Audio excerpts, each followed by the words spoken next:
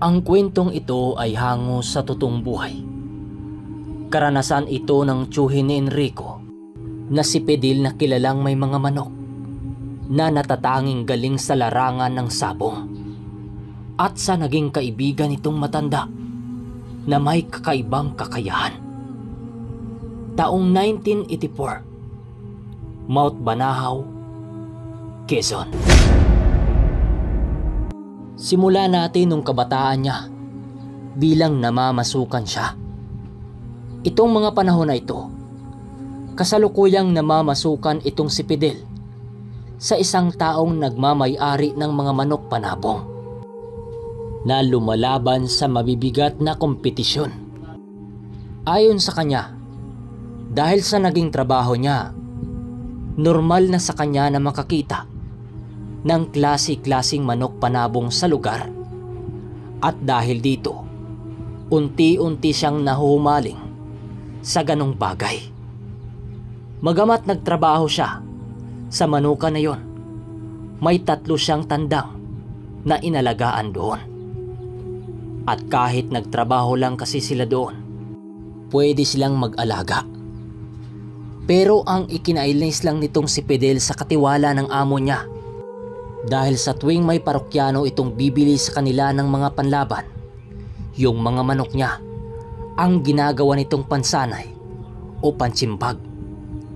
Magaman na inis na itong si Fidel, hindi niya ito pinapakita sa amo niya. Kailangan kasi niya ang trabahong yon para sa mga magulang niyang nakatira sa bundok. Medyo matatanda na kasi. Marami silang namamasukan sa manuka ng amo niyang yon, pero siya lang ang itinuring na malas sa paningin ng amo niya sa kanya. Dahil kapag naisama niya ito sa mga laban, minamalas sila. Kapag minamalas, natatalo ang lahat na panlaban nila. Kaya ang naging papel niya sa manukan, tagapagpakain ng mga palakihing sisiw at sa mga tandang napalahiin. Hindi siya isinama ng amo niya sa mga nagkukondisyon ng mga ilalaban dahil nga lapitin ng kamalasan sa sugal itong si Fidel. Isang araw, habang abala siya sa pagkukumpuni ng mga lambat na harang ng manukan, nakita niya ang mga kasama niya na tinuruan ng pagkakabit ng tari sa isang batikang mananari ng amo niya o yung bihasang gaffer. Bali 10 ang tinuruan nito. At habang nakamasid si Fidel, tuloy lang naman siya sa kanyang ginagawa. Naisip niya noon, kapag natutunan niya ang pagkakabit ng tari, syempre isasama siya ng amo nila sa lugar na pupuntahan ito. At isa pa, makakagala rin siya sa malalayong lugar. Pero naisip nitong si Fidel, ano bang meron sa kanya? Bawal nga lang ba talaga sa kanya dahil bata pa siya? Hindi kaya may ibang dahilan?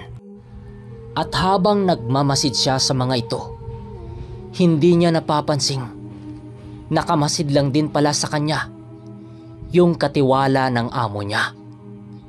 Habang tuloy siya sa pagmamasid, laking gulat na lamang niya nang tumama sa likuran niya yung patukaan ng manok na ibinato nito sa kanya. At dahil sa gawayon sa kawayan, kaya halos mapasigaw siya sa sakit. Paglingon niya kung sinong nagbato noon, yun nga, yung mayabang nakatiwala ng amo niya. Pinagalitan siya nito at pinagbantaan siyang isusumbong siya sa kanilang amo. Sinabihan siya nitong malas na nga, tamad pa. Itong si Fidel naman, kaagad siyang bumalik sa ginagawa niya sa takot na isusumbong nga siya. Nang papalis na ang katiwala, napasapo naman sa ulo itong si Fidel. Nang makita niyang nabuwal sa nilalakaran yung katiwala, paano ba naman kasi hindi nito napansin ang mga nailong nakalatag sa lupa na gagamitin niya sa pagtahi ng mga lambat. Kaya ang nangyari, napasabi ito ng, "Kahit kailan talaga, Fidel, Bukod sa kamalasan mo, napakaburara mo pa sa gamit. Mamaya ka lang kay boss. Yari ka. Todo pasensya naman itong si Fidel sa katiwala sa kabila ng katangahan din ito. Pagsapit ng tanghali, habang kakatapos lang kumain nitong si Fidel, nagpahinga siya sa ilalim ng punong mangga nang may dumating sa kanilang manukan na mga parokyano ng amo niya, nabibili ng mga panlaban at syempre kanya-kanyang diskarte ang mga tauhan ng amo niya. Doon na inilabas ng katiwala ng amo niya ang mga tandang na napakaganda ng tindig. Maya-maya lang ay lumabas na din yung amo nila para harapin ang mga namimili. Dahil hindi lang nagbabase sa ganda ng itsura ang mga namimili, kaya humiling ang mga ito na kung pwede, makita man lang nila ang estilo ng pakipaglaban ng mga ito. Kaya naglabas ng iba pang mga tandang ang mga kasamahan ni Fidel para ipakita ang sparring ng mga tandang. Nang magsimula ng magpakita ng laban ang mga yon, tuwang-tuwa naman ang mga namimili. Bukod sa ganda ng tindig ng mga manok na yon, napakabibilis at lakas din.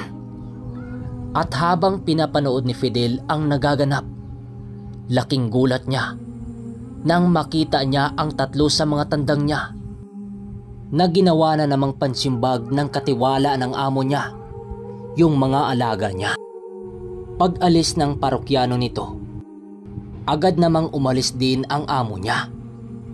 Ang natira doon ay ang mga tauhan at yung katiwala. Dali-daling nilapitan ni Fidel ang katiwala at kinuha yung mga alaga niya. Manoy Ilyong naman, yung mga alaga ko na naman ang ginagawang pangsanay. Pwede namang kumuha ka na lang ng iba doon. At bakit ba palagi mong pinakilaman tong mga alaga ko? Wika ni Fidel. Aba, pasalamat ka pinayagan ka pa ng amo nating mag-alaga ng panabong dito. Kami nga hindi eh. Kaya huwag ka nang umangal pa. Sagot naman ng katiwala ng amo niya. Magaman gusto na niya itong isumbong sa amo nila, hindi na lang siya naglakas loob na gawin yon. Sa takot niya sa kung ano ang mangyari sa kanya. Kaagad niyang kinuha ang mga tandang niya at kitang-kita niya ang pasa ng mga ito. Bawat isa kasi sa mga ito, tig-5 ang nakalaban nito.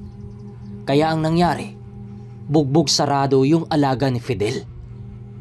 Kaya kinhapunan, pagkatapos ng kanilang trabaho, kaagad yung pumunta sa likod ng farm kung saan may tumutubong dulaw. Alam niyo yung dulaw? Yung dilaw na luya.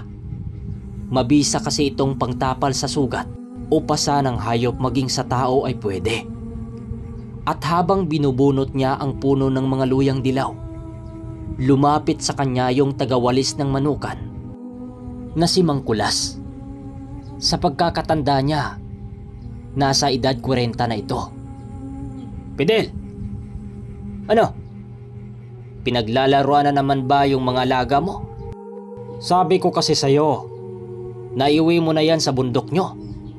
Mamatay pa yung mga yan kung dyan mo lang ilalagay. Wika ni Mang Kulas.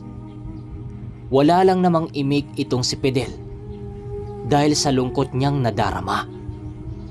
Pagkatapos niyang kumuha ng gamot, agad na din siyang bumalik para gamutin yung mga alaga niya. At lumipas ang 1 linggo, may dumating na namang parokyano sa manuka ng amo ni Fidel na isa ding big time. Ang taong yon ay tawagin na lang natin sa pangalang si Don Pablo. Isa itong big time derbe ng mga manok na isa sa palaging bumibili ng mga panlaban ng amo niya. Ang isa sa palaging binibili ng taong yon ay ang palahi ng amo niya na tinatawag na ganador. Ayon kay Fidel, animoy halaga ng 1 buong kalabaw ang halaga ng mga manok na yon. Habang tumutulong si Fidel para ilabas ang mga panlabang manok. Narinig niyang nagsalita ang amo niya ng, "Don Pablo, hindi basta-basta ang lahi ng mga manok kong yan. Isinakay ko pa yan sa eroplano para lang madala yan dito sa atin sa Pinas. Kung baga, isa yang imported ng mga manok. Yun nga lang, magamat may kamahalan, isulit naman kung lumaban. Malakas ang lahi ng mga yan. At yan ang dahilan kung bakit dito ko gustong bumili. Dahil sa ilang panalo na ang napapatunayan ko." "Don Lucio, nandito ka nga sa tamang lugar. Maraming mga manok dito. Pero dito mo lang makikita ang mga manok na kasing lakas ng agila ang mga paa. Ang lugar namin ang may pinakamagaling na mga manok sa lahat ng probinsya dito. Baka gusto mong makita yung bagong lahi namin?" Sagot ng amo ni Fidel. Nang inilabas ng kasamahan ni Fidel ang sinasabing natatanging lahi nilang manok, tiningnan lang naman ito ng anak ni Don Pablo at nagsalita ng, "Malakas ba yan? Pwede bang masubukan?" Dahil sa sinabi ng anak ni Don Lucio, kaagad ipinag-uutos ng amo ni Fidel na maglabas pa ng ikatanggali nito at agad namang kumuha ng ibang manok yung katiwala. At nasipat ni Fidel na yung manok na naman niya ang kinuha nito. Nang biglang magsalita muli yung anak ni Don Lucio ng, "Ginoong Leo, kaya naming magbayad ng malaki basta mapapatay ng kalaban ang tandang na yan kahit wala pang tari." "Yan lang ba? Ilyong, ilabas mo pa ang isang imported nating manok." Maya-maya nga ay inilabas din ng kasamahan ni Fidel ang isang may kalakihang tandang na itim ang mga paa at pula ang mga balahibo. Agad itong inilapag sa harapan ni Don Pablo at kitang-kita nila ang bagsik ng tayo nito. "Ilyong, maglabas ka pa ng ikakalaban nito," wika ng amo ni Fidel. Pero laking gulat ni Fidel nang makita niyang ang ipinaris dito ng katiwala nito yung manok niyang hindi pa gumagaling. Habang pinatay sa bugbog yung alaga niya, tanging pagtulo lang naman ng mga luha niya hanggang sa bigla na lang itong nangisay at tuluyan ding namatay. Grabing tuwa noon ng anak ni Don Pablo dahil sa wakas nakakita rin siya ng panlabang manok na ganun katindi. Pag alis ng mga panauhin, mangiyak-ngiyak namang tiningnan ni Fidel yung tandang niya. Nung mga panahon kasing ito, nasa edad 15 pa siya at mahilig talaga siya sa manok. At kinahapunan, paglabas niya sa trabaho, nagpa siya siyang ilibing sa likuran ng farm yung namatay niyang alaga. At habang naghukay siya ng paglilibingan, nakasipat siya ng isang matanda na may hawak na isang itim na tandang. At papalapit ito sa kanya. Humahangos itong tumatakbo at panay ang lingon nito sa kanyang likuran na para bang may humahabol sa kanya. Dahil sa pagtataka nitong si Fidel, tinanong niya ang matanda, "Manong, napapano ka? Bakit parang takot na takot ka?" Wika niya sa matanda. Tulungan mo ako. May humahabol sa akin. Papatayin nila ako kapag mahuli ako." Wika ng matanda. Sa gulat at awa nitong si Fidel, tinulungan niya ang matanda at kahit hindi niya ito kilala. Sakto namang may puno ng kapok sa likuran kung saan siya naghukay. Pinapapasok niya ang matanda doon at dahil ang puno na yon, nabulok ang pinakagitna nito at pwedeng sumuot ang isa katao rito. Pagpasok ng matanda, sakto namang dumating ang kalalakihan na humahabol rito. Ang ilan sa mga ito ay may hawak na pamalo. Patay malisya lang itong si Fidel at tuloy sa paghukay. Nang biglang tumigil sa kanyang harapan ang grupo ng kalalakihan at lumapit ang isa sa mga ito. "To, may nakita ka bang matandang dumadaan dito?" tanong ng lalaki sa kanya. "Wala ho, Manong. Wala po akong nakitang taong nagawi rito," sagot niya. Nang sumagot ang isa sa mga ito ng, "Matanda na may hawak na tandang.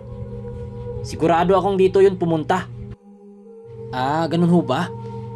Wala talaga mga kuya eh. Inutusan kasi akong maglibing ng bulok na manok rito," sagot nitong si Fidel. At agading umalis ang mga kalalakihan na hindi nagsasalita. Sa pagpapatuloy ng kwento, ay dito nyo masaksihan ang kakaiba sa matandang yon. Para hindi kayo maligaw sa ating kwento, ay huwag nyong kalimutang mag-like. Yun lang. Maraming salamat.